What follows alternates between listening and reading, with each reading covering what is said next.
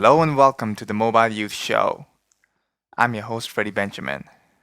And today I want to talk about access versus ownership. What does it mean and which one do youth prefer?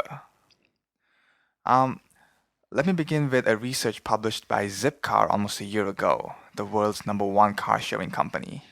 Now, Zipcar released a study that showed 18 to 34-year-olds in the US were growing more and more hesitant to own a car. The study revealed that 78% of licensed drivers cited high maintenance costs and inconvenience of parking as the number one reason why they preferred a Zipcar membership over owning their own car. Now, owning a car has been a pivotal youth rite of passage in the US. Having one's own car used to give the young person a sense of significance in his or her social group. Cars were also, and still are, a vital social tool because owning a car means that the young person can go and meet up with their peers and hang out with them without having to depend on their parents for transportation. And because of these social reasons, young people are not really ready to give up using a car, even though they might not want to spend their money on buying one and actually owning one. What has changed in the last few years is how young people perceive cars. Do they need to own one, or is it enough to just have access to a car when you need it? The answer overwhelmingly, as shown by the success of Zipcar, is that young people need access to a car when they need to go meet someone. And they're delighted that they do not have to worry about insurance, maintenance, parking space, and other hassles that come with owning a car.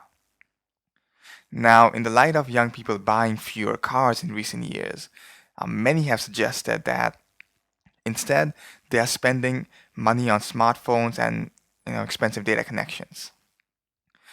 Before we move ahead, let's understand that young people are not giving up on cars altogether. And they're simply delaying owning one. Instead of owning a car at the age of 16 or 18, they're delaying it till the age of 21 or 25 when their lives are more stable.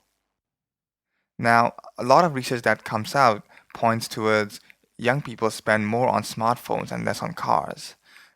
And the most popular conclusion seems to be that young people are spending less time outside meeting people in real life and substituting it with online interaction over social media. But is that really true though? A recent study showed that overall 84% of Americans prefer to speak with their friends, family, teachers, and colleagues face to face rather than on the phone or online. When split by age, 82% of those under 35 preferred face to face communication over digital. A similar study in the UK showed that 59% of youth prefer face to face compared to 11% who prefer text messaging. The Mobile Youth's own research into youth social media behavior has shown that young people use social media to increase offline interaction with peers. They don't really substitute offline interaction with online interaction. So really two things are clear now. Youth don't want to own cars, they want access to a car when they need it. And youth are not substituting a car with a smartphone, they are simply delaying ownership of a car. Which leads to the question, do youth really want to own a smartphone in the first place? Now, put differently, what is more important for young people, smartphone ownership or smartphone access? In our recent briefing about handset pricing for youth, we found out that more young people have access to smartphones through friends and family, while the actual ownership numbers are quite low. In their view, they plan on buying smartphone when they are old enough, just like they plan on buying a car when they are old enough. So ownership of smartphones is not really vital. Now, in light of this, Vodafone UK has recently launched a new program called Red Hot. Now, this program allows customers to rent smartphones for a 12-month period, then return it and pick the latest model smartphone for another 12 months. Now, compare this to the traditional ongoing method of 18-month or longer contracts, which is very much tied to the view of ownership. Young consumers feel stifled by contracts and opt for prepaid, which gives them more control over the spending. But operators do not make high-end smartphones like iPhones and the Galaxy available on prepaid. Needless to say, youth aren't all that happy about this. The idea of renting a smartphone, an iPhone or a Galaxy or a Lumia or a BlackBerry, makes it an attractive youth proposition because they are no longer in the grasp of a binding contract that threatens to penalize them if they want to upgrade handsets, before the contract expires. It gives young people access without the hassles of ownership, and they're willing to pay for it.